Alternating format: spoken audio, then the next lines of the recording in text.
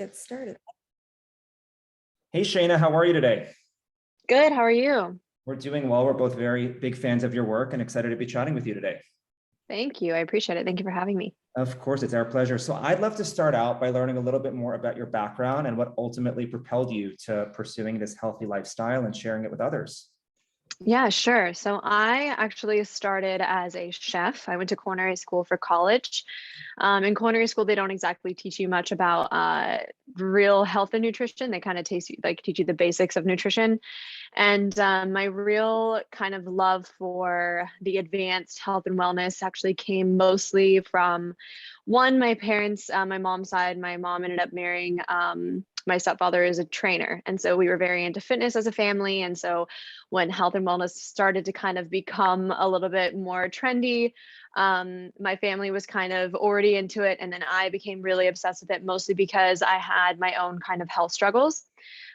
So what I decided to do was my passion out of organic cooking was all the stuff that I learned from culinary school. I kind of self-taught myself all the substitutions and things that I believed are better options than what they teach you in culinary school. Obviously, through my experience of that, I learned that sourcing and quality ingredients is definitely the top priority for those types of things.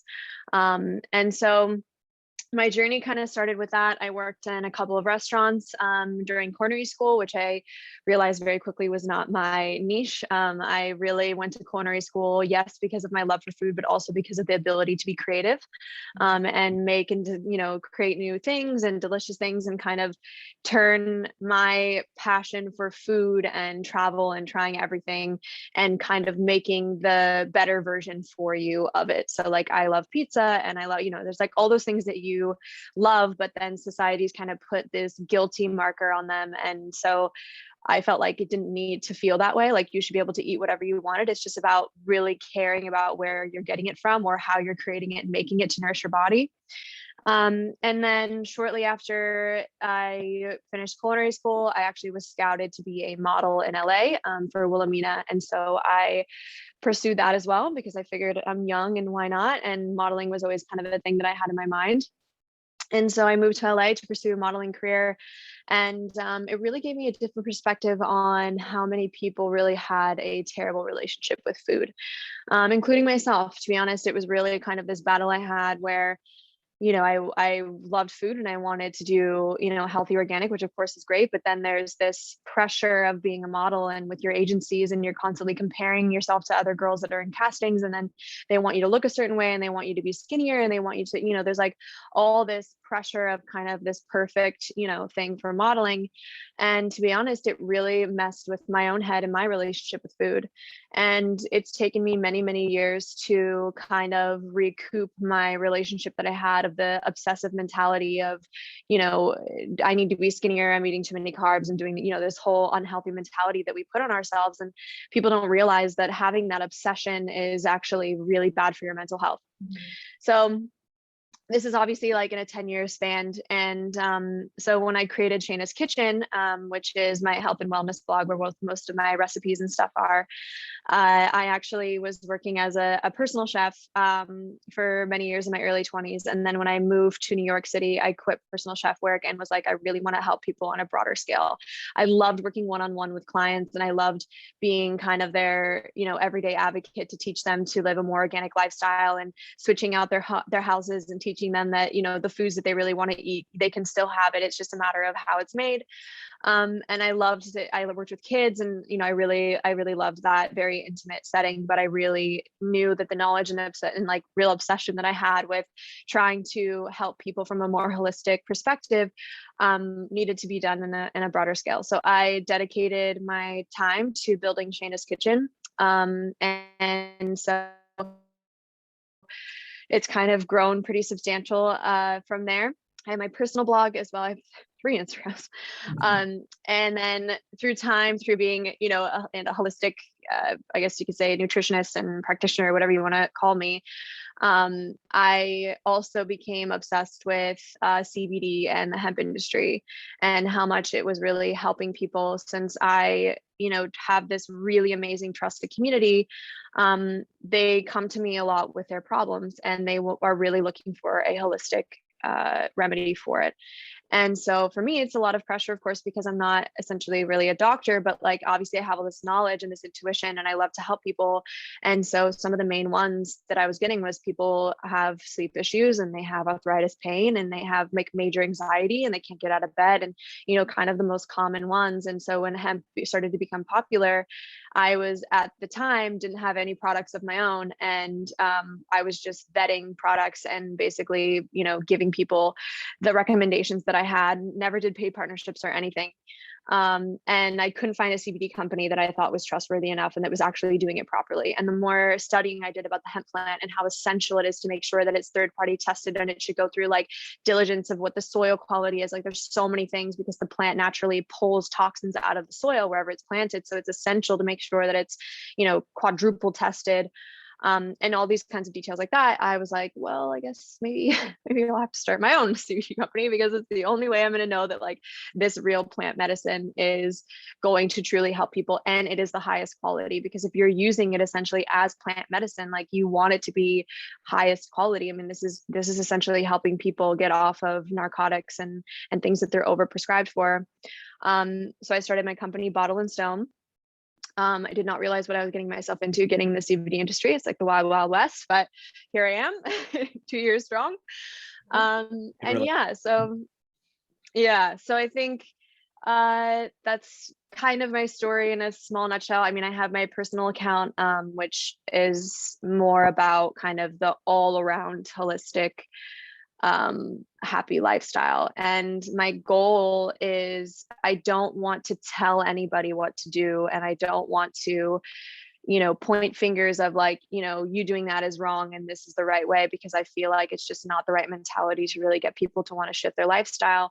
My goal is to inspire people every day of the different ways that maybe they can incorporate, these different holistic remedies or more self-care practices, or, being cognizant of your mental health, different things, and basically putting it in inspirational ways that people really feel like, wow, that's so great. Like I would really love to do that one day. And if they see it enough, hoping that, they'll eventually kind of incorporate into their lives. And I love that about all your accounts, because like you said, you share a lot of really healthy recipes, but we know that food is a big part of your health, but it's not the only thing. Like we touched about mental health and stuff like that. Now, I do want to go back to the company that you started, Bottle and Stone, because we do have a lot of young entrepreneurs who, want to start their own company. So how did you start your own business? And, like we said, the hemp industry is a hard industry to navigate. So at the, you're 20 something years old, how did you embark on that journey? So basically with no advisory whatsoever. Yeah, I mean, I started while I was building Bottle and Stone. I launched my matcha company, which is through Shayna's Kitchen. So I import matcha from Japan. This happened completely organically. I've always been a matcha drinker. And so that kind of just like happened. And it was the first product I ever tried to sell through my platform. And it went really well. And now it's grown like substantially over the last few years. But that kind of gave me a somewhat idea of like, okay, this is kind of how you start a small business. And Bottle and Stone is on a much larger scale.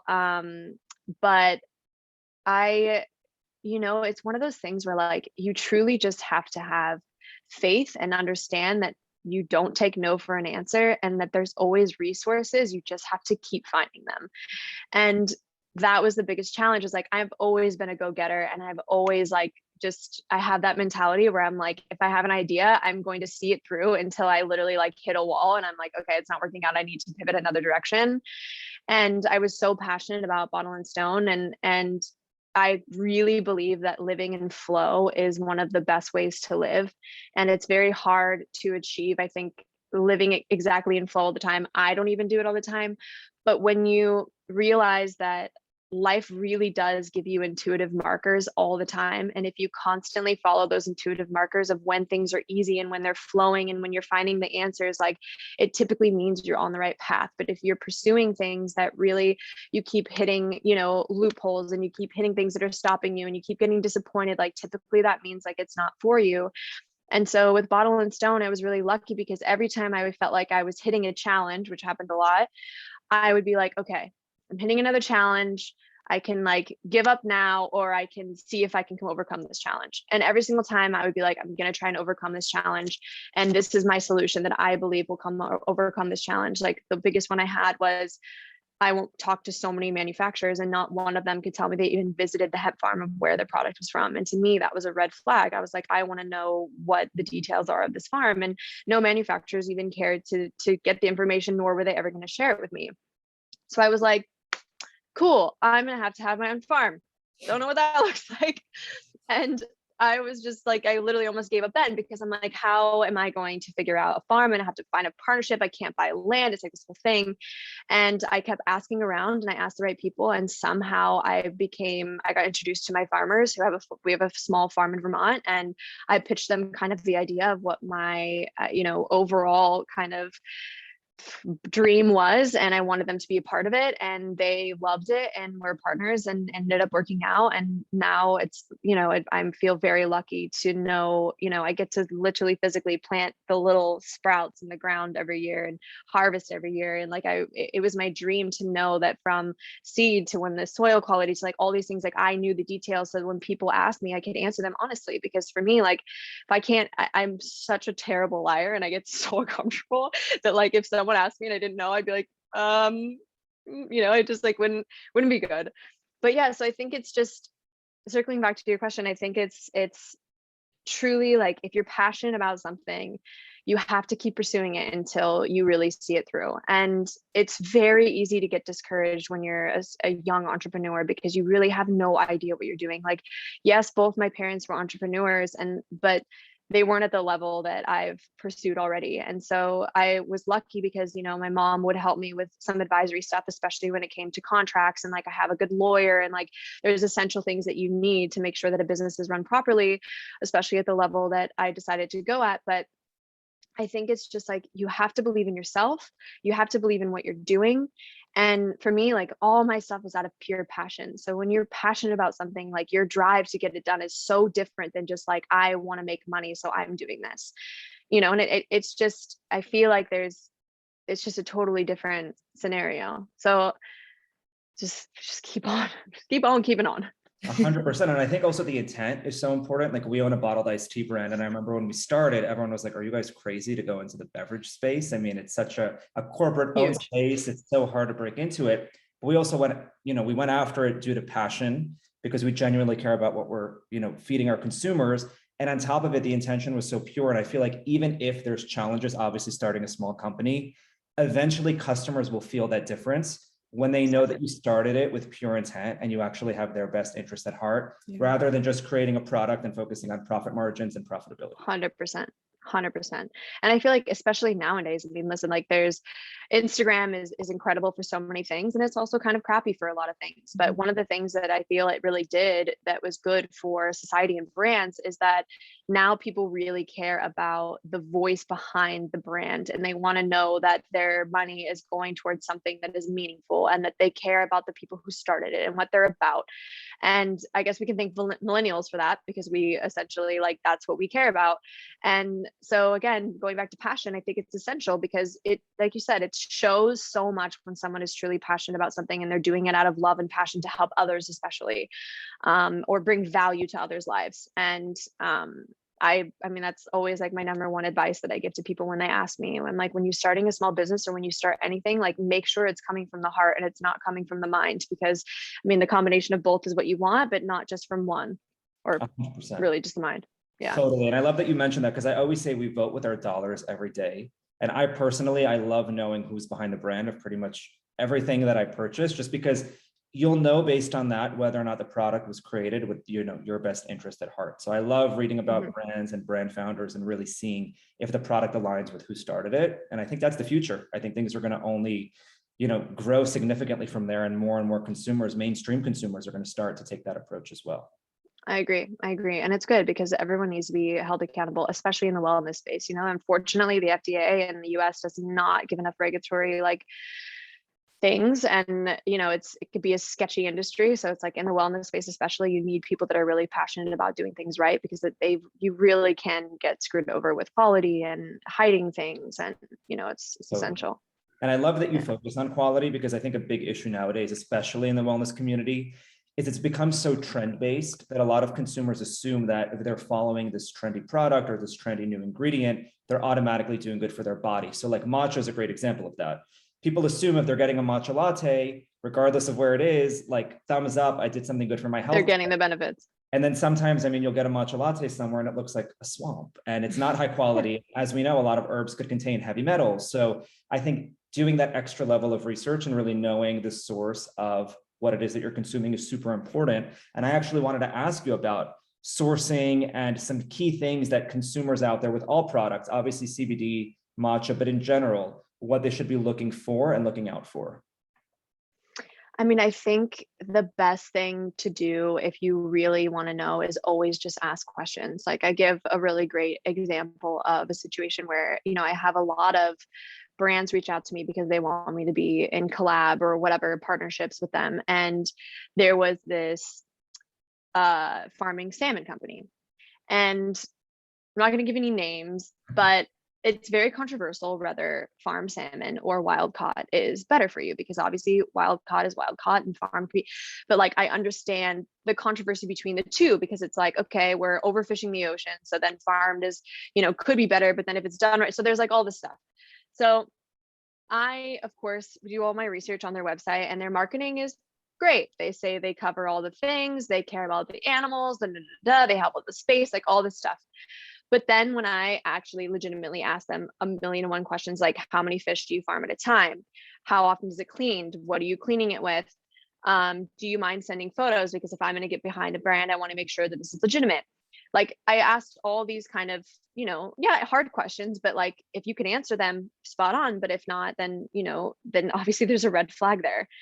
And obviously everyone knows about greenwashing. Everyone knows that like people can market whatever they want, but it's just a matter of seeing if they can actually answer the questions for you. So like I have people ask me all the time about like, do we test for heavy metals? Do we do this? And same with my CBD company. That's why I blatantly on my website put our test lab results for every product, because I want people to know that like I have nothing to hide and this is full transparency. And you can look at all the lab results and see that nothing, we're completely clean. We've tested it 4 times through the process. Like transparency is everything.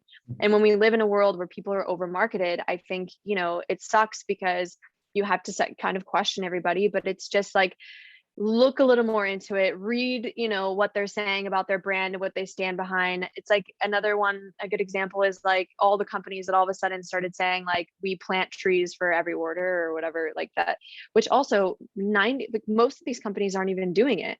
And so like I did a meme where I was like, where are all the trees? Is anyone like, has anyone even like, hello, as simple as these are all the trees we planted for your business. Thank you. If brands aren't doing things like this, then like it's something to be questioned. So I think it's like empowering yourself to kind of listen to that intuition within yourself to be like, okay, this marketing is really good, but like, are they being transparent and are they being honest? And if you are really questioning it, like send them a customer service email and be like, hey, I have a couple questions. And if they can't answer it, it's probably not good. Totally. And it's funny that you mentioned that, because a lot of brands will say like 2% of our profits will go to this cause, but a lot of these brands are not profitable, right? All the revenue goes back into the business. So it really is just a marketing ploy.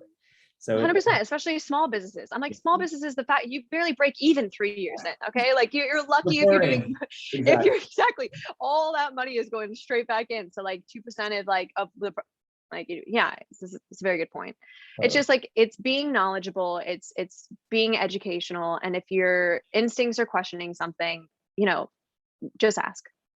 And I think consumers are a lot more educated and a lot smarter now, so they are asking the important questions, which I think is really great. And then there's people like you who are sharing to the masses and encouraging people to ask those questions. So I think that's really important as well. Totally. Yeah, I think so too. People just need to feel that confidence within themselves, and it's kind of key to everything. And I of course, a lot of people don't want to think, and I get that, and they just want to like know that a brand is trustworthy, but you also have to realize that like we're in a time where people and brands just aren't as honest as they used to be. And so yes, it's unfortunate, but like, take that with a grain of salt and just know that you have the power to really have those answers, and all you have to do is apply and ask. Absolutely. Now, one thing I do want to talk to you a little bit about is your morning routine, because I know you post a lot about that. And I think that the way that we start our day, especially as an entrepreneur, anyone looking to have a successful day, the way we start it is really important. So I'd love to hear a little bit about yours.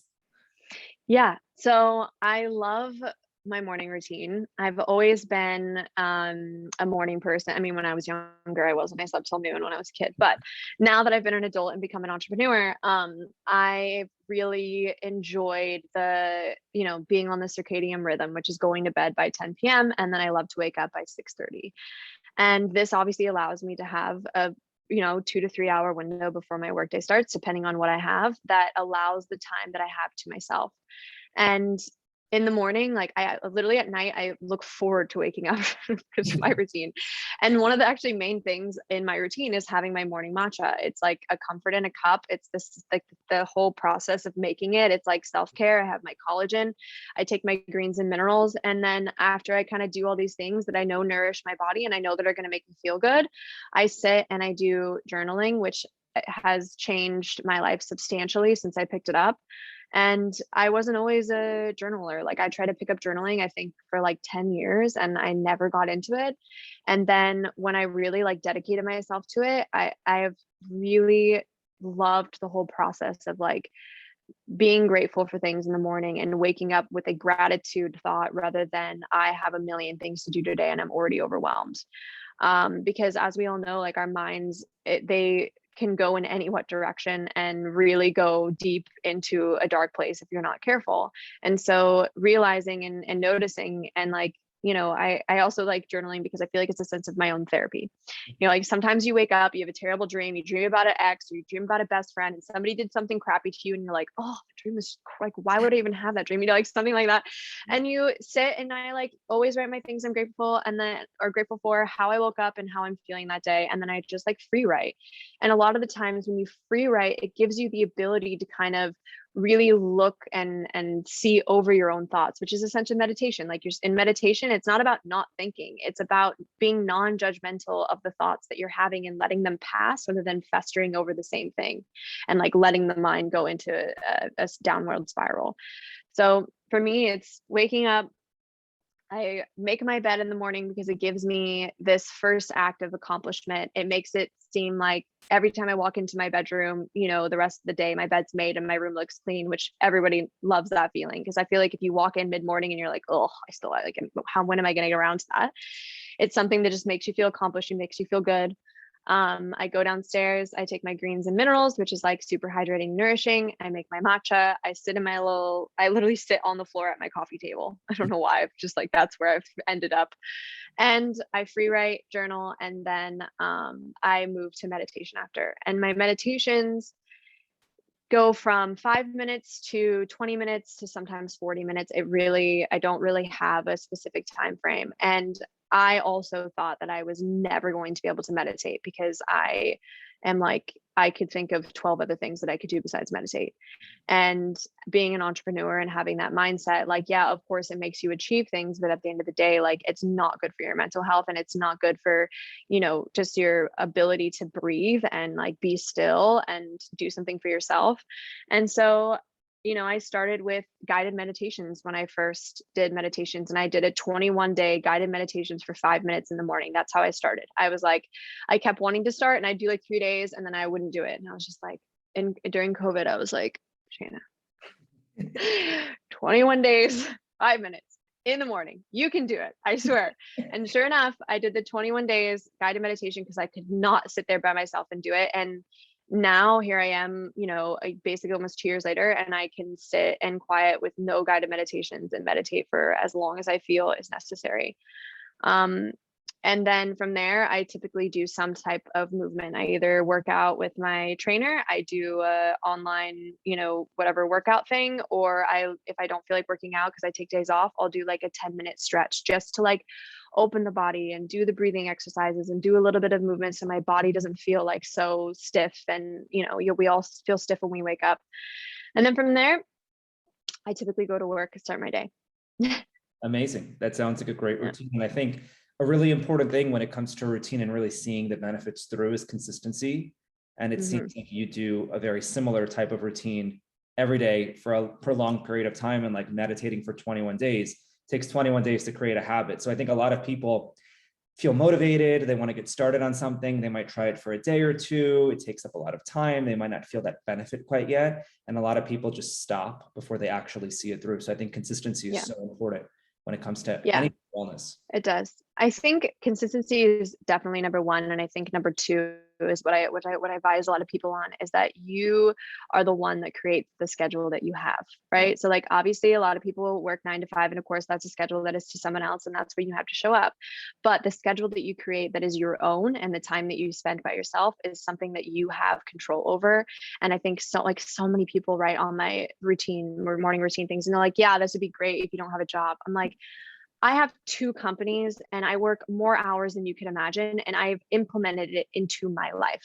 And this is like, and it's also what I tell people when they argue with me about it as well. They're like, well, you just don't have kids. I'm like, okay, listen, I dated one of the busiest men in the industry for 8 years. Okay. This guy's schedule was insanely crazy. No matter what, he found time for things that mattered to him, like working out, like spending mornings with him and I together. Like there's things that you can take power over and just make it a priority to change it. It's like people feel so helpless sometimes when it comes to like implementing healthier things, because they're like, but it's hard. And it's like, okay, maybe for a little bit of time, it'll be uncomfortable because it's something new, and the body likes to be on any routine, bad or good. So it's a matter of choosing that good routine and giving your body a little bit of time to acclimate to it. It's like intermittent fasting is another example. If you're used to eating in the morning, yeah, you're going to be hungry because your stomach is used to eating at that time. But as soon as you get over that jump, which is like basically a week for sure, 2 weeks, it's your stomach all of a sudden isn't hungry until the time that you're feeding it, which is like if you're eating, whatever, 12, 1 o'clock, 2 o'clock, whatever it is. So the body will adjust to whatever routine you want to put it on. It's just a matter of being patient with yourself and really wanting to do it enough to like know that, okay, this is a healthy routine. What I'm doing is not so healthy. So like, I'm going to pick that and I'm going to dedicate the 21 days to try and incorporate it, because eventually your body will just shift. And then it's a part of your lifestyle. You don't even think about it anymore. Like for me, my morning routine is my morning routine. Like it's just my life now. Like I don't even think about it. I wake up, I get excited, I make my matcha, I sit, I journal, I meditate, and then I'm like, all right, now I'm ready. Totally. And what I always tell people, because I also have quite a routine, and I have friends that are like, how do you have time? I mean, if only I was an entrepreneur, this and that. So what I tell people to do, to start, which often helps, is just to take a day and actually calculate how much time they're spending on certain things. And for someone who doesn't think they have time in the morning to work out or meditate or have a normal breakfast, they'll see that maybe they're watching the news for a half hour or an hour. That's time they could spend more productively, or sitting on their phone, watching TV. So I think a lot of people waste time throughout the day without realizing that they're doing so. And if you track it, you could then reallocate 100%. Something better. Yeah. I mean, this is exactly why I don't, also part of my routine is I do not look at my phone nor my emails when I wake up first thing in the morning. I don't look at them until after I'm done with meditation, because at too many times I'll accidentally like get into it for whatever reason. I see a text or whatever. And then like you said, it'll be 35, 40 minutes later where I'm like deep into all my stuff. And then I'm Instagram messages and I'm like, why am I here? Like what, you just get lost. And so it's like, it's put that away and know that 2 hours is not going to, if it was urgent, you would know, and know that like all those emails are okay to answer after you've had the quality time that you need to make sure that you're set up on the right foot. And like, as entrepreneurs, like this time is essential to make sure that you are in a good mood all day. Like I have a small team of people, and like, I know that my mood it affects my small team. And so if I have anxiety, or if I'm overwhelmed, or if I'm in a bad mood, like it affects my team. And I don't want to do that. I want to create an environment where we're all like in a good place. And like, of course I know that there's good and bad days, and like, but you know what I mean? It's like, you don't want to, it's essential to make sure that like, as that person and as an entrepreneur, like you show up and you feel recharged and you've done the things that are important to you. Another thing that I've done too is like, I always make sure I have a personal day. And it's like, I did not incorporate that into my life until recently. And I literally would just like overbook everything, because you also, as an entrepreneur, like I don't book anything during the week. I won't do dinners during the week. I won't do nothing, because I know if I'm up late and it throws my whole days off, and then I'm annoyed at myself, like thing. So I'm like, my weekends are when I get to see my friends. but I've also now I have a very small group of friends who I love and they bring much value to my life. And I've really kind of cut down that friend group of who I really find as a priority. And I think that's also essential too, because I do need Sundays to be my personal day and I don't want to see anybody. I need to do all the things around my house. I want to like sit around. I want to sit outside. I want to play with my dogs. I want to prep for the week. I want to cook. I want to, all these things. And when I don't have those days, like my weeks start off like behind. And then you just, it's just like certain things of trial and error that I've been lucky to go over the years. But again, it's like feeling empowered and know that you have power over your life and like really implementing healthy things into it. Definitely. And that's actually one thing I wanted to ask you as well, because as an entrepreneur, you can have friends who don't prioritize the same things that you might.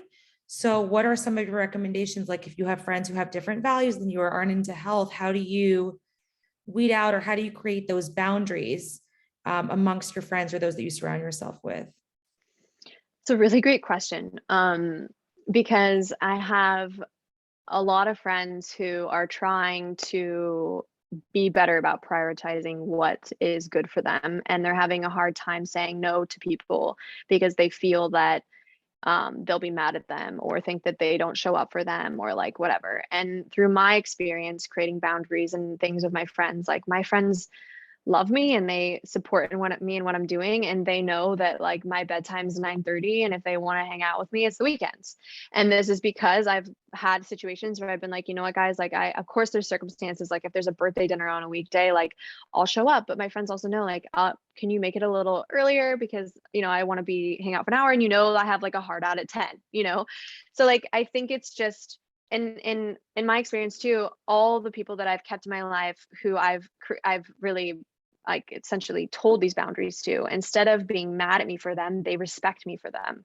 And they're like, I respect you so much for having that discipline and knowing what's right for you. And instead of them being mad at me, they actually really look up to me and they're like, it's so inspirational. I really hope I can get there one day. And I'm like, of course you can. It's just a matter of speaking up what you know is right for you.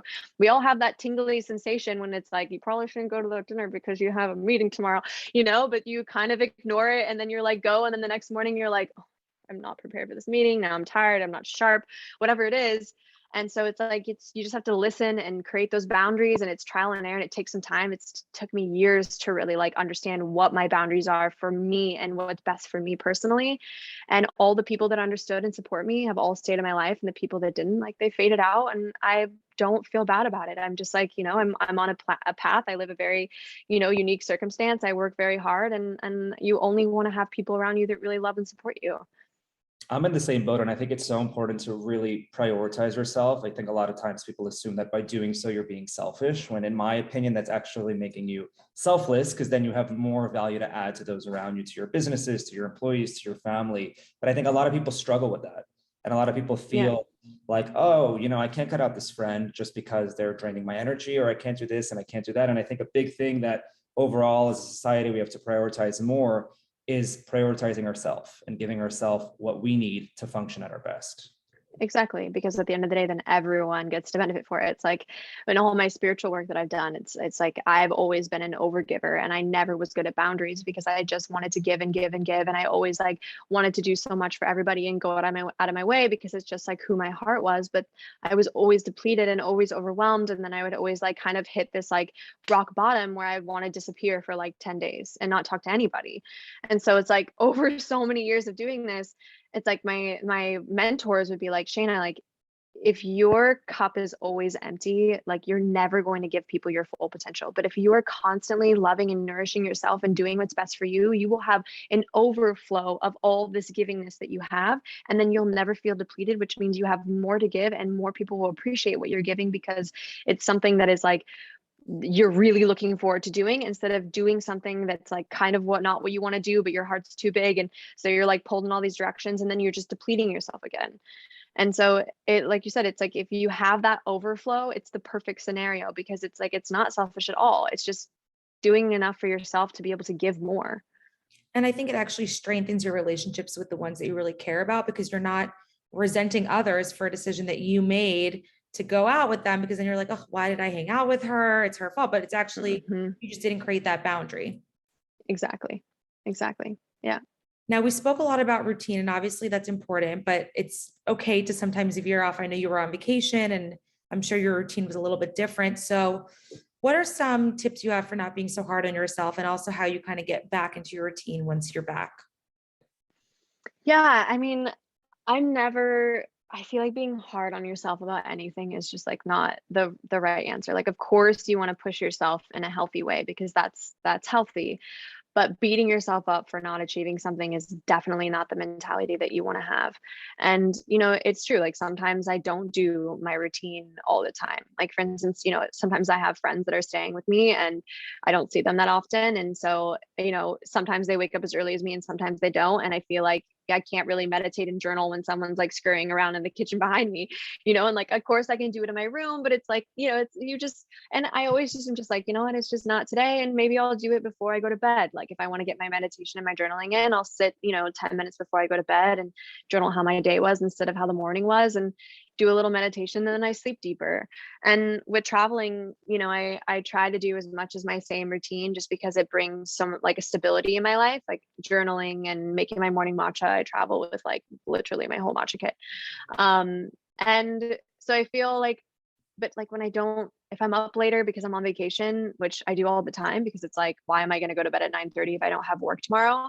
And I sleep in late, like whatever. Like I've never really been really hard on myself. Now that it is incorporated into my life, I guess, as what I could say, I would be hard on myself and be a little disappointed if I didn't finish like the 21 day of meditation, because I knew once it was really implemented, then it would be a lot easier to bring it back into my life. So I feel like it's kind of one of those hard barriers where it's like in the beginning you want to be hard on yourself, but you don't want to punish yourself. It's like, okay, I didn't do it today. This is the reasons why. It's okay. Tomorrow I'm going to start over and it's a new day. Instead of being like, I'm never going to get it, this is terrible, like why am I even trying to do this morning routine? Like, it's like what you say to yourself is so essential to make sure that you you're in a good place.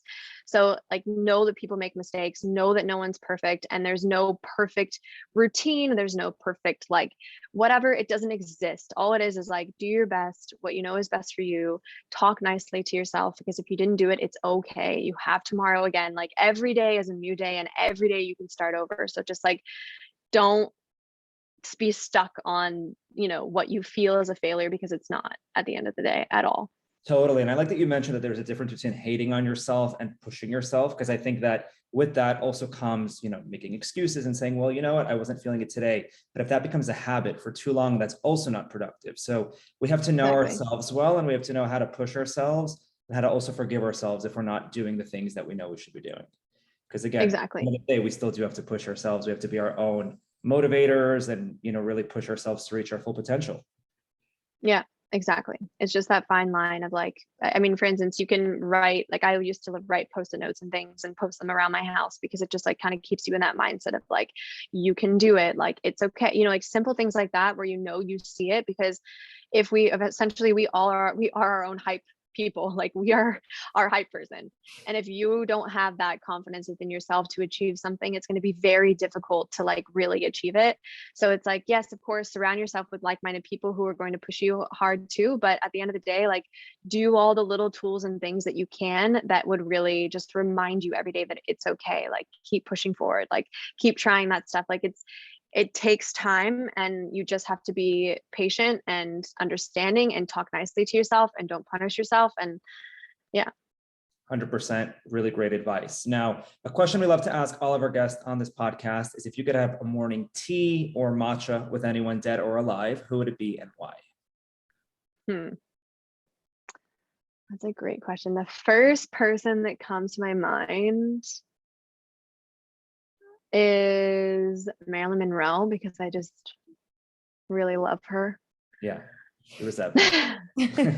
Yeah, she just is like effortless everything, like beauty. And I mean, there's a tragedy, of course, that happened to her, and I'm sure there's always a second story, but I don't really have like many people that I like look up to, I guess you can say. But I feel like she would be a person that I would love to sit and chat with. Totally. Absolutely. Now, do you have any favorite books or documentaries, wellness or mindset oriented, that have helped you, that you think would add some value to other people's lives? Yes, what are some of my favorite books? One of the first books I ever read actually that kind of helped me on my spiritual journey of like self-help was The Code of the Extraordinary Mind. Ooh. That was a really good one. And then the next one that I really loved was Inner Engineering by Sadhguru. Mhm. Also very good perspective on just kind of the way that you should work, but that it's very digestible. And then I'm reading right now, which I love, is Jay Shetty's new book, Think Like a Monk. Oh, Yeah, yes. Yeah, that's a good one. Yeah.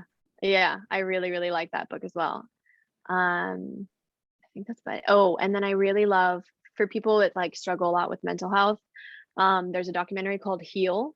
I don't Mm. know if you've seen it. We Yeah. have, yeah. Yeah, I think just the whole placebo effect and the mind and how powerful it is and how it can cause disease and you can really heal disease with the mind, I think is something everybody should really see for them, for themselves, because it's pretty extraordinary when you realize how strong your thoughts are. And I know after watching that, it really made me want to think more about how I talk to myself and what I say. And, when you're feeling sick, like telling yourself you're feeling sick, or if, it's like just the mentality of kind of having that awareness about your thoughts a little bit more, I know really helped me kind of control my mind a little bit more. And, we're all victims of our own mind and thinking negative thoughts and going in dark places. And it's not about changing the way that that mind is, because it's impossible to do that, but it's just about being aware and kind of catching it and reeling it back to reality of what the situation really is, rather than letting it go in a place that doesn't exist. So Have you yeah. read You're the Placebo by Joe Dispenza?